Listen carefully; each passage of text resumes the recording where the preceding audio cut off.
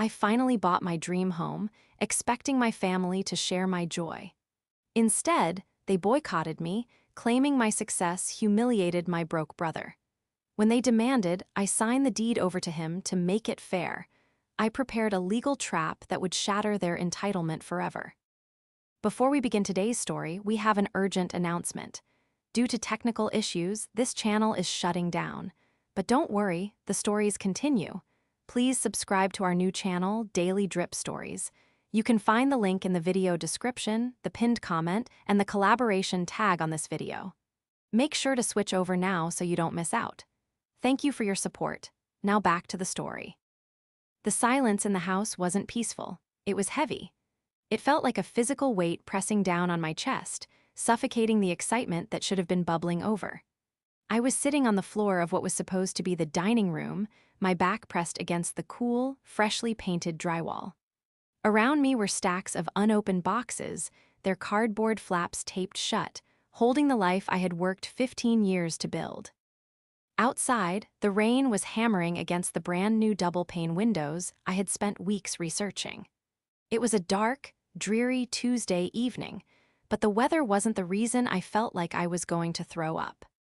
My phone lay on the floorboards beside me, the screen black and silent now, but the message displayed on it moments ago was burned into my retinas. I had been fighting a migraine all day, the kind that starts at the base of your skull and wraps around your eyes like a vice. I attributed it to the stress of the move and the sheer exhaustion of scrubbing floors and assembling furniture until 3 in the morning. But now, reading the text message from my mother, Brenda, I realized the headache was the least of my problems. My body felt weak, trembling with a mixture of low blood sugar and high-octane shock. I reached for the phone again, my fingers shaking so badly I almost dropped it. I unlocked the screen, needing to read it one more time to make sure I hadn't hallucinated the cruelty. "We won't be coming on Saturday, Athena," the text read. It was so clinical, so cold. "And don't expect Jason or anyone from the cousins' side either. We've been talking, and we all agree that this housewarming is just a display of arrogance. You know Jason is struggling right now. Rubbing your wealth in his face is disgusting. We're staying home in solidarity with him. Don't contact us until you're ready to apologize for this selfishness." I read it out loud to the empty room, my voice cracking on the word selfishness. A wave of nausea rolled over me. I pulled my knees to my chest, gasping for air. This was the house I had eaten instant noodles for a decade to afford. This was the house I had worked 80-hour weeks as a senior software developer to secure. I hadn't gone on vacations. I hadn't bought new cars. I had saved every penny to buy a place where my family could finally gather for Christmas, a place that was safe and warm and mine. And now, 2 days before the party, they weren't just canceling. They were accusing me of malice. The betrayal was visceral. It felt less like a cancellation and more like an amputation.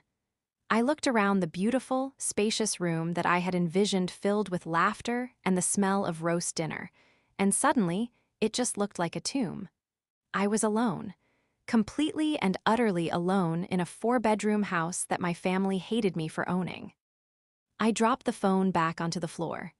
The screen cracked slightly against the hardwood, a spiderweb fracture appearing in the corner, but I didn't care. The crack in the screen was nothing compared to the fracture that had just ripped through my life. The betrayal was worse than the exhaustion, worse than the debt, worse than the diagnosis of anxiety I'd managed for years. It was a precise, calculated strike at my heart. For the next hour, I didn't move. I couldn't. I just stared at the dust motes dancing in the dim light of the street lamp filtering through the window. Andrew found me like that when he got home from his firm. I heard the front door unlock, the heavy thud of his architectural portfolio case hitting the floor, and then his footsteps echoing down the hallway. "Athena," he called out, his voice cheerful. "I got the good champagne. I know we said we'd save it for Saturday, but I figured since we finished the master bath painting, we could." His voice trailed off as he entered the dining room and saw me curled into a ball on the floor, the room dark save for the ambient street light. "Athena," He dropped the grocery bag he was holding, the glass bottle clinking dangerously inside. He was at my side in a second, his knees hitting the hardwood. Hey, what is it? Are you hurt? Is it a migraine? I couldn't speak. I just pointed a trembling finger at the phone on the floor. Hey. Andrew picked it up. I watched his face as he read the message. I saw the confusion first, the furrowing of his brow as he tried to process the words. Then came the shock, his eyes widening. And finally, the dark, simmering anger that tightened his jaw. Solidarity, Andrew whispered, the word tasting like poison in his mouth. They're boycotting your housewarming in solidarity with Jason because he's… What? Broke again. Because I'm rubbing it in his face, I whispered, my voice hoarse. Because I succeeded, Andrew. That's my crime. Andrew tossed the phone onto a nearby box of books with a scoff of disgust. He pulled me into his arms, rocking me gently. That is absolute insanity, Athena. You invited them to share your milestone. You offered to pay for their transport. You've been talking about this for years. I know, I sobbed into his shirt. I don't understand. I thought Mom would be proud. She always said she wanted us to do better than she did. She wants you to do better, Andrew corrected gently, stroking my hair, but not better than Jason. Never better than Jason. I closed my eyes, letting the truth of his words sink in. It was a harsh reality I had tried to ignore for decades. I thought back to the moment I had invited them. It was a month ago, at a family dinner at Brenda's cramped, rented duplex. I had brought dessert, a fancy cake from a bakery in the city, and laid the invitation on the table with a beaming smile.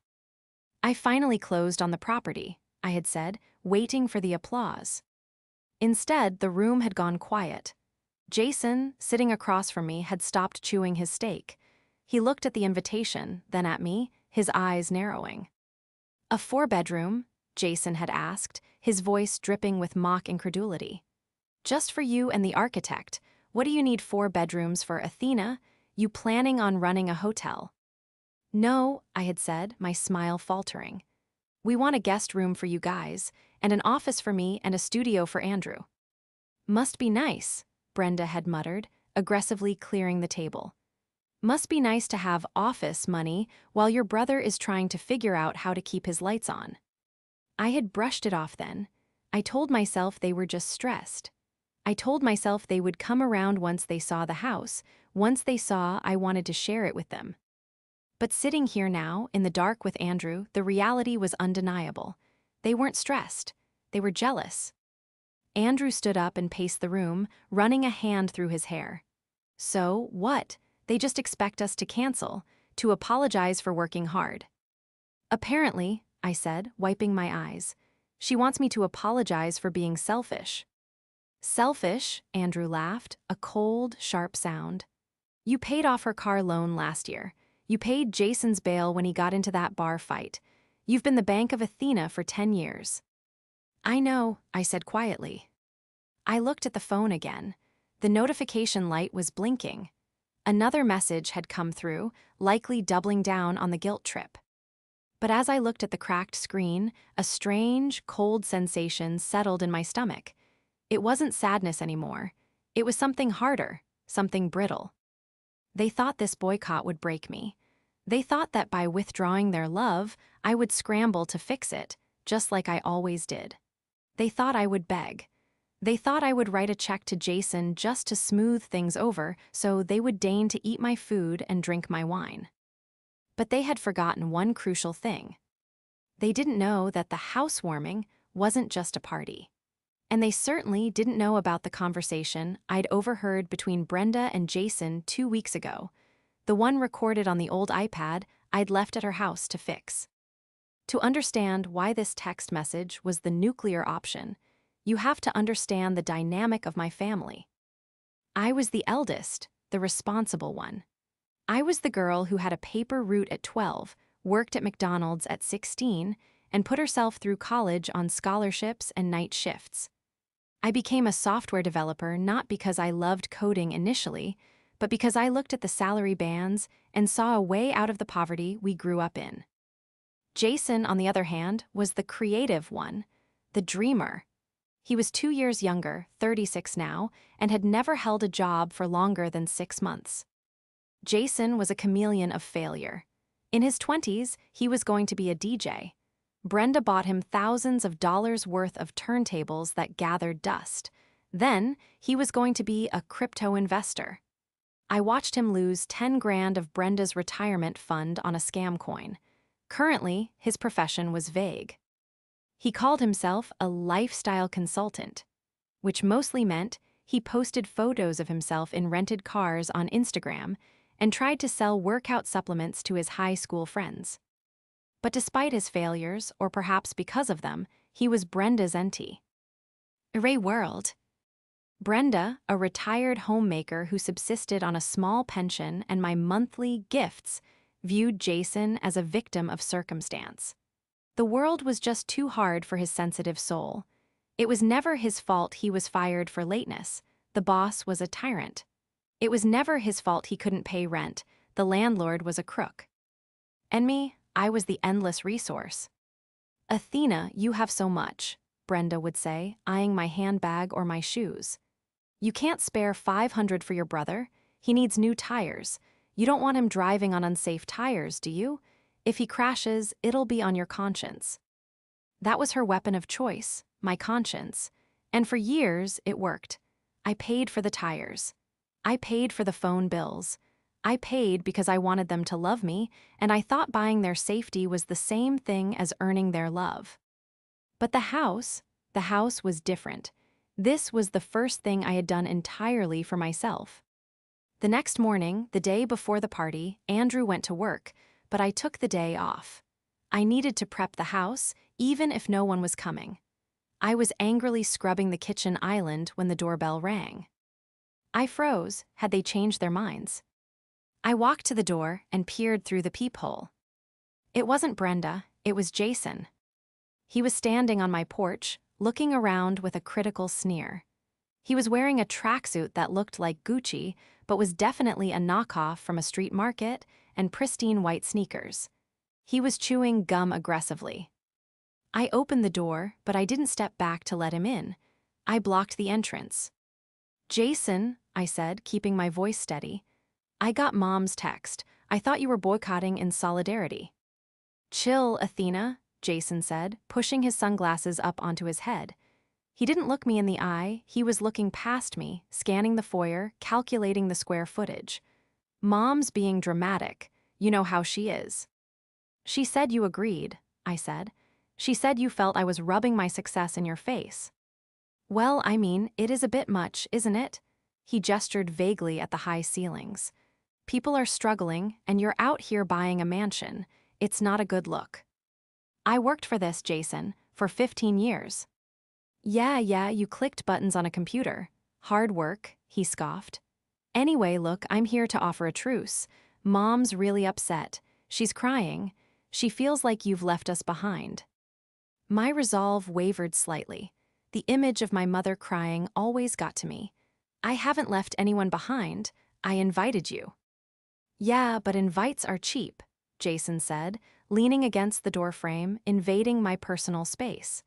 If you really want to fix this, if you want Mom to come tomorrow and stop bad-mouthing you to the whole family, you need to show you actually care. How? I asked, though I already knew the answer. I'm in a tight spot, Jason said, his voice dropping to a conspiratorial whisper. My apartment? There's mold. It's making me sick. I can't breathe there. I need to get out. He looked at me then, a practiced look of desperation in his eyes. You have 4 bedrooms, Athena, 4, and it's just you and Andrew. That's selfish. You know it is. What are you asking, Jason? Let me crash here, he said. Just for a few months, until I get my consulting business off the ground. I can take one of the spare rooms. I'll help with the yard. Mom would be so happy. She'd see you're sharing your blessings. She'd come to the party. Everyone would. He smiled, a slick, oily smile that didn't reach his eyes. Just give me a key, Athena. Be a good sister for once. I looked at him. I looked at the fake designer logo on his chest. I looked at the entitled set of his jaw. And suddenly, the memory of that iPad recording came flooding back. The conversation I had heard wasn't about mold, it wasn't about health.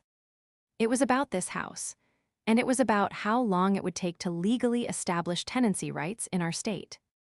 I stared at Jason, my hand gripping the door handle so hard my knuckles turned white. He was still smiling that practiced, manipulative smile, waiting for me to crumble like I always did. "Just a few months," he repeated, sensing my hesitation and misinterpreting it as weakness. "Come on, Athena, don't be a miser. Mom is already telling Aunt Carol that you've forgotten where you came from. Imagine what she'll say if I tell her you left me to rot in a moldy apartment while you have empty rooms gathering dust." The threat was thinly veiled, but it was there. "Let me in, or we will destroy your reputation."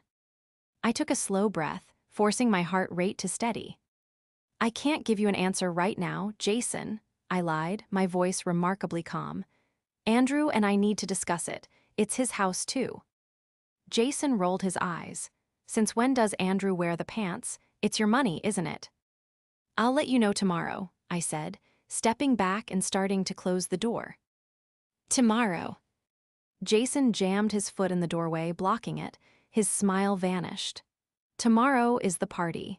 If I don't have a key by tonight, don't expect to see any of us there. And don't expect a Christmas card either." "I heard you, Jason. Remove your foot."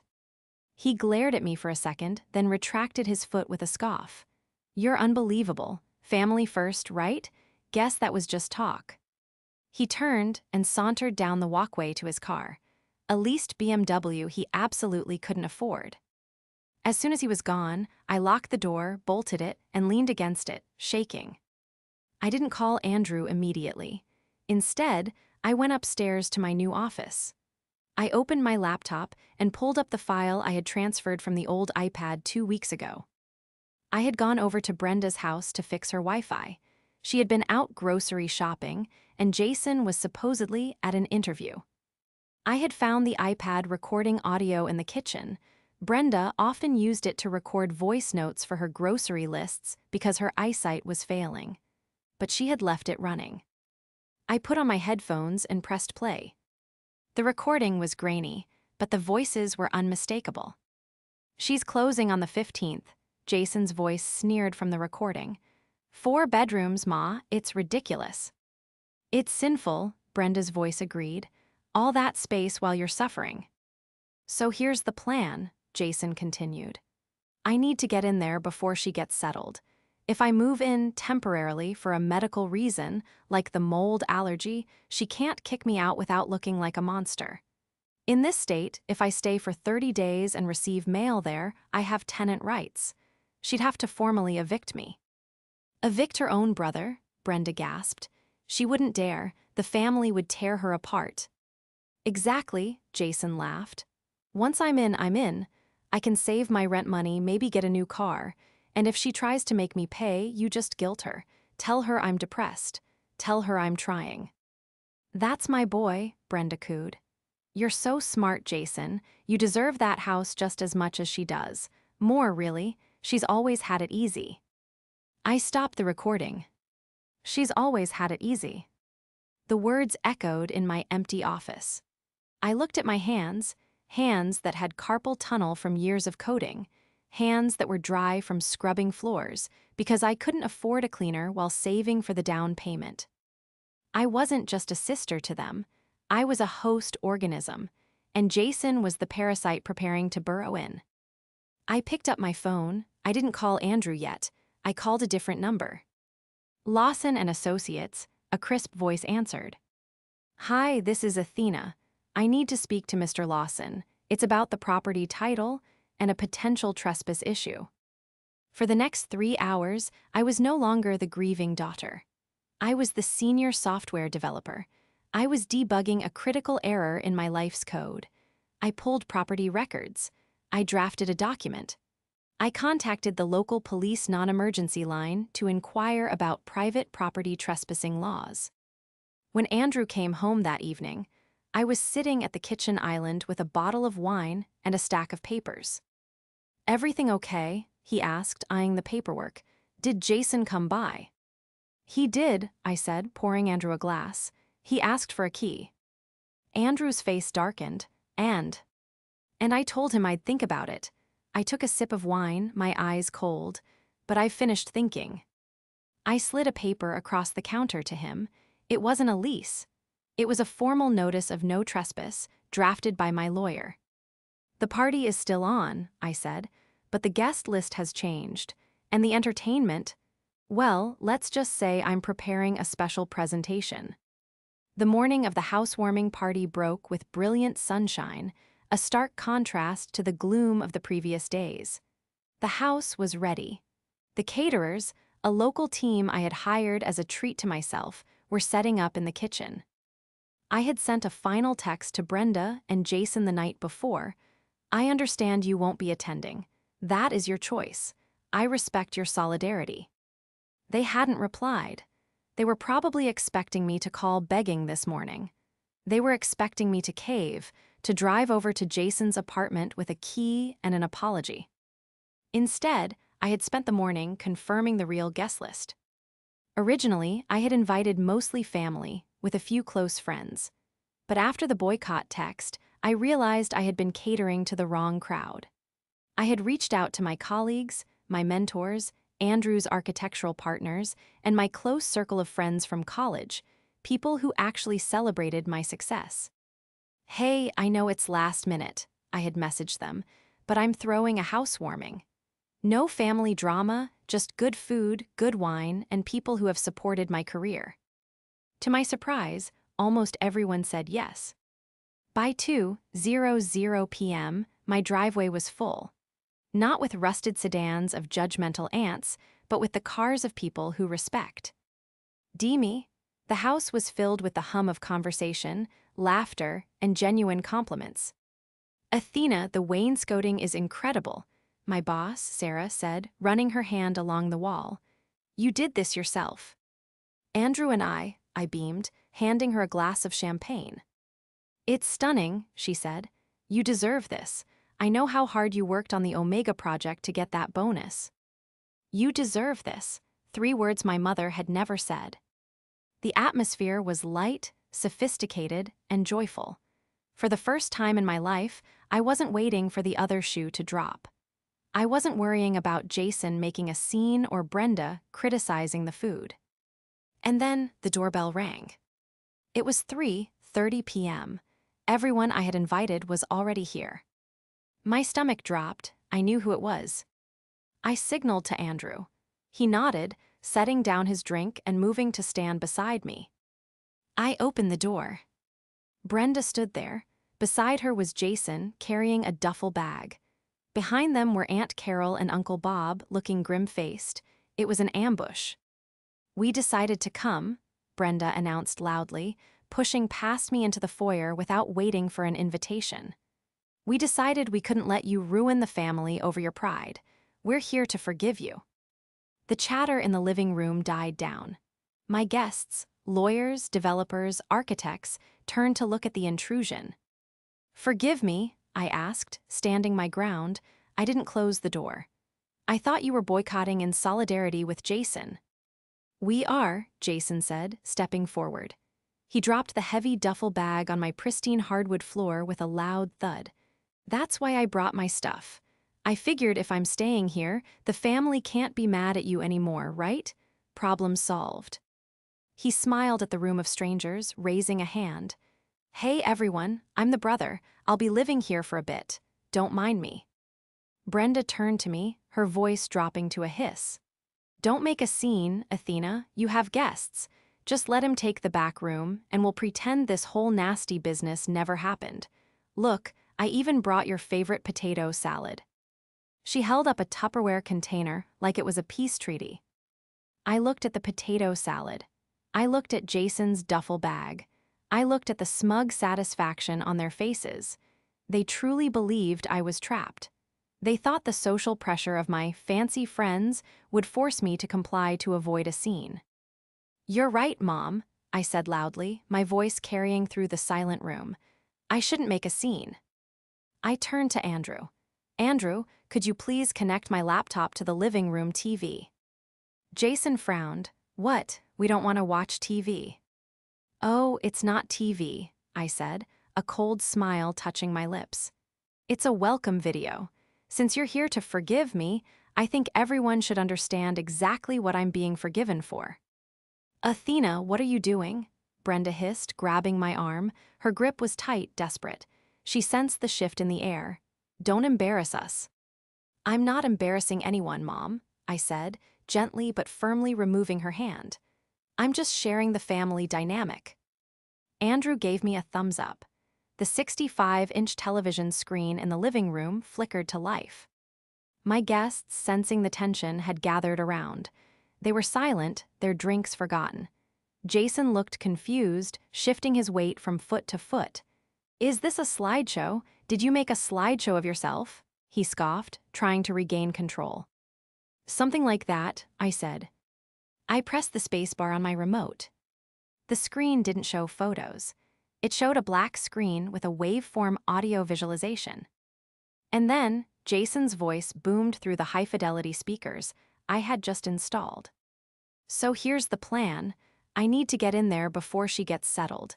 If I move in temporarily for a medical reason, she can't kick me out without looking like a monster. The color drained from Jason's face so fast it looked like he was fainting. The room gasped. My boss, Sarah, covered her mouth.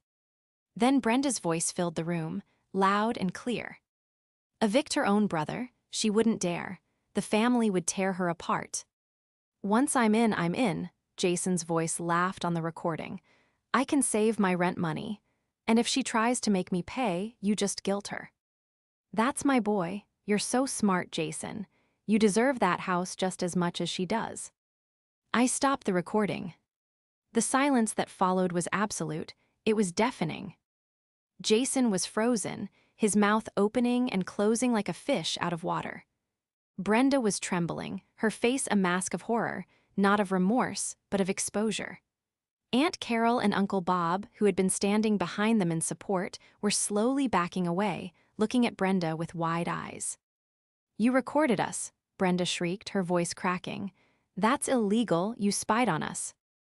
I recorded audio in my own iPad that I left in your kitchen to fix, I corrected calmly. And in this state, recording a conversation where there is no reasonable expectation of privacy, like a kitchen with the windows open, is admissible when it proves intent to commit fraud. Fraud, Jason sputtered. It's not fraud, it's family, I just needed a place to stay. No, Jason, I said, stepping closer to him. You wanted tenant rights. You wanted to squat in my home so I couldn't evict you. You wanted to steal the peace I worked 15 years to build. I turned to the room, addressing my guests, then looked back at my mother.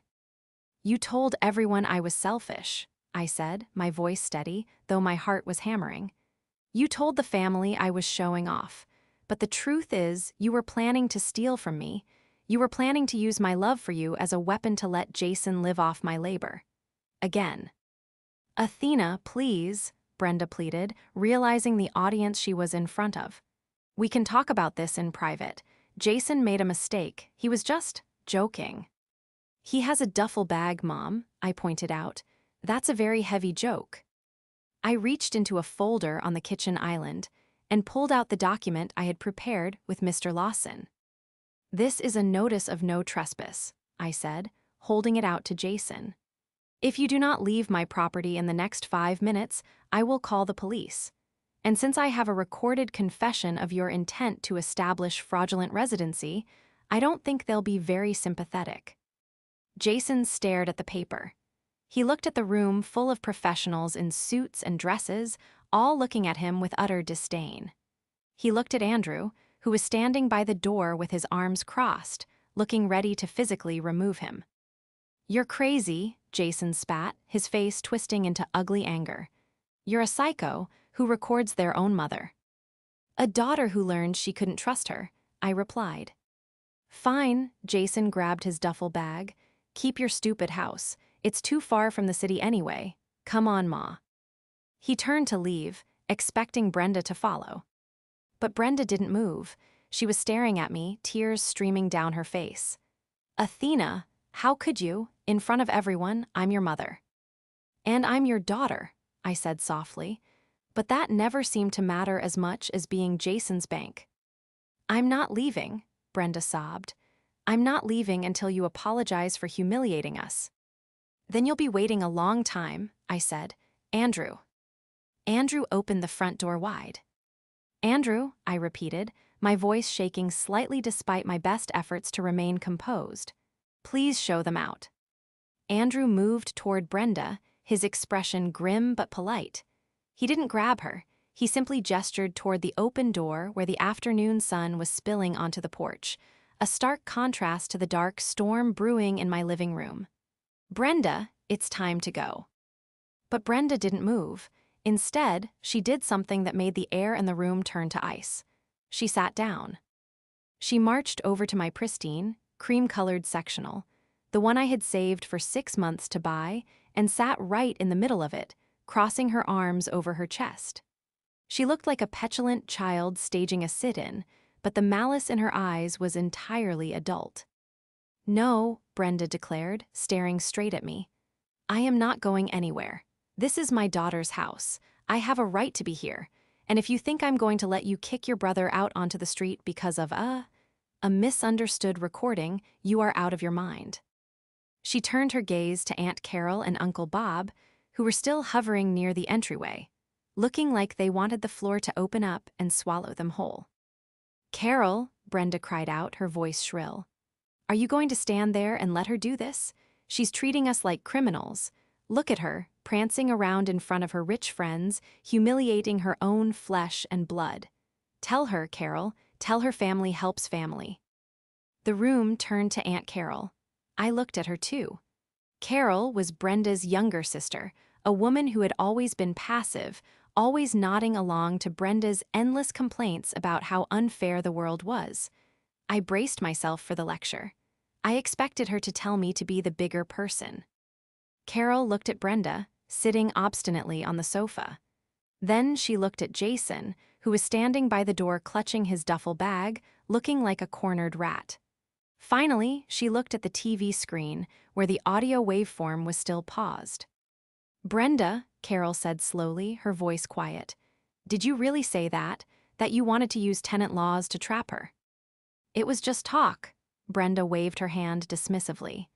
We were just brainstorming ways to get Athena to do the right thing. She has 4 bedrooms, Carol. 4. Jason is living in a shoebox. Where is the justice in that? The justice, I interrupted, stepping forward, is that I worked for this, Mom, and Jason didn't. He tries, Brenda screamed, slamming her hand on the cushion. He tries so hard, the world is just against him. No, Brenda, Aunt Carol said, her voice suddenly gaining strength. The world isn't against him, you are. Brenda froze. Excuse me. Carol took a step closer, her face flushing red. I heard that recording. You weren't talking about helping him, you were talking about tricking her, you were talking about stealing from her. Carol turned to me, her eyes wet. Athena, I didn't know. When she told us you were refusing to let him stay, she said you hated him. She said you laughed at his poverty. She never said they planned this. She's lying, Jason shouted from the door. That recording is edited. It's AI, you can fake anything these days. It's not fake, Jason, I said calmly, and neither is the police officer I'm about to call. I pulled my phone from my pocket. You wouldn't, Brenda sneered, though her confidence was visibly cracking. You wouldn't call the police on your own mother. Think about what that would look like. Think about your reputation. She swept her hand toward my guests. Do you think these people want to do business with a woman who arrests her own mother? I looked at my guests. I looked at Sarah, my boss. I looked at Marcus, my mentor from the university. I looked at my college roommate, Jessica. Sarah stepped forward. She was a formidable woman, the CEO of a tech firm, and she had 0 tolerance for bullies. Actually, Sarah said, her voice cutting through the room like a laser. I think we'd all feel much safer doing business with a woman who knows how to protect her assets from fraud. If you need a witness statement for the police report, Athena, I'm happy to provide one. Me too, Marcus added, crossing his arms. "Count me in," Jessica said. A murmur of agreement went through the room. My fancy friends weren't judging me. They were rallying around me. They saw exactly what was happening, a professional woman being targeted by toxic entitlement. Brenda looked around the room, seeing a wall of hostile faces. Her power, the power of social shame she had used to control me for years, evaporated instantly. But she still refused to move. "I'm not leaving," she hissed. "I'm staying right here until Jason gets a key." I dialed 911. "Emergency, which service?" "Police," I said, my eyes locked on my mother. "I have intruders in my home who are refusing to leave after being served a verbal and written trespass notice. I am fearing for my safety as the situation is escalating." The wait for the police was the longest 10 minutes of my life. The party had ground to a halt. No one was eating. No one was drinking. The room was heavy with a suffocating tension. Jason had slumped against the wall, muttering under his breath. Brenda sat rigid on the sofa, staring at the wall, refusing to make eye contact with anyone. When the two officers arrived, a tall man and a younger woman, the relief nearly buckled my knees. "Ma'am," the male officer asked, stepping into the foyer, "you called about a trespass." "Yes," I said, handing him the document Mr. Lawson had prepared. "I am the sole owner of this property. These two individuals, Brenda and Jason, have been asked to leave multiple times. They are refusing." The officer looked at the document, then at Brenda. "Ma'am, is this your property?" "I'm her mother," Brenda burst out, standing up.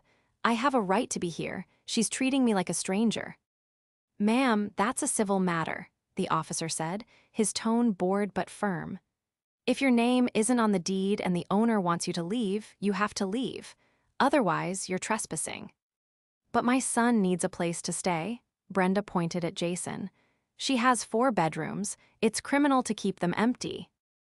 "It's not criminal, ma'am. It's private property," the officer said. He put a hand on his belt.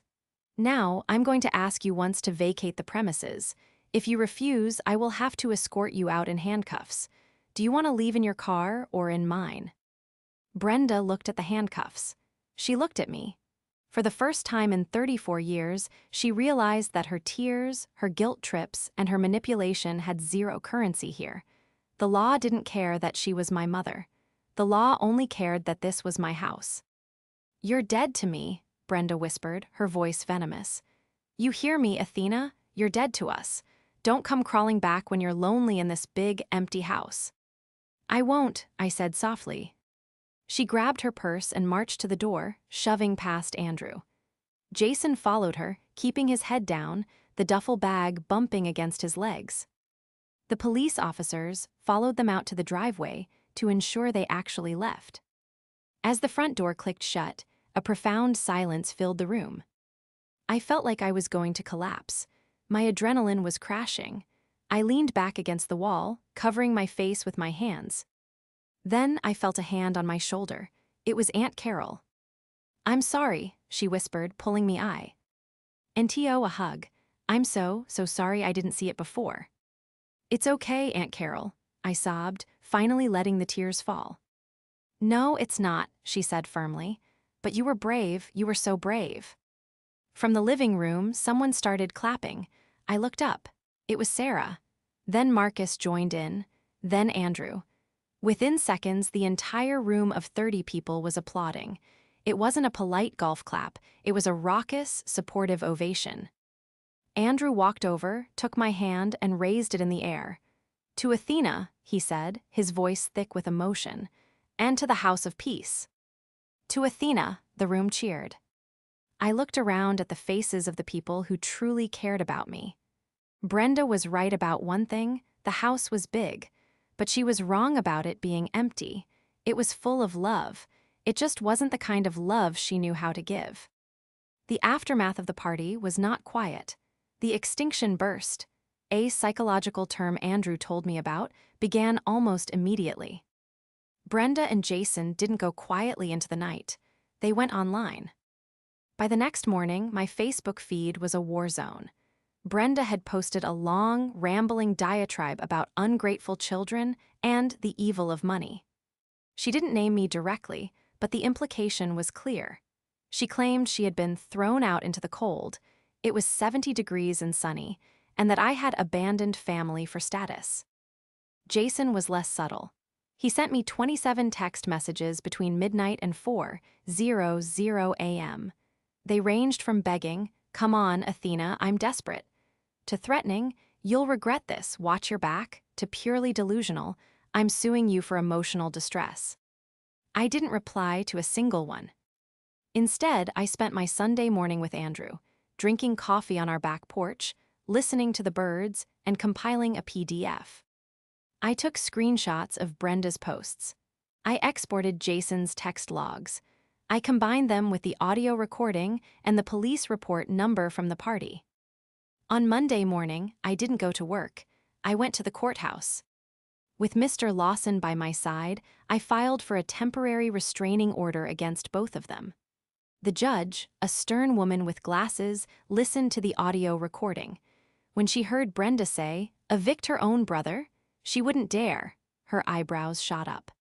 "It seems," the judge said, looking over her glasses at me, "that there was a premeditated conspiracy to defraud you of your property rights and manipulate tenancy laws. Order granted. 500 feet. No contact, direct or indirect." Serving the order was the final nail in the coffin of our relationship. Aunt Carol told me about it later. She had gone to Brenda's house to pick up a casserole dish and was there when the process server arrived. "Brenda threw a vase," Carol told me over the phone, her voice hushed. "She couldn't believe you actually did it.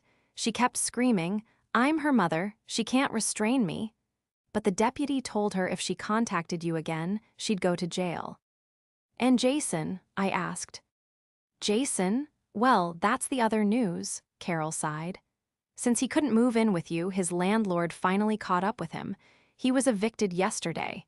He's sleeping on Brenda's couch. They're miserable, Athena. They just sit there and feed off each other's misery." "I'm sorry to hear that," I said, and I meant it. I didn't want them to suffer. I just wanted them not to make me suffer. But they made their choices. "They did," Carol agreed. "Listen, Bob and I, we were wondering, if you're not too busy, maybe we could come over for dinner next week, just us. No drama." "I'd like that, Aunt Carol," I said, smiling. "I'd like that very much."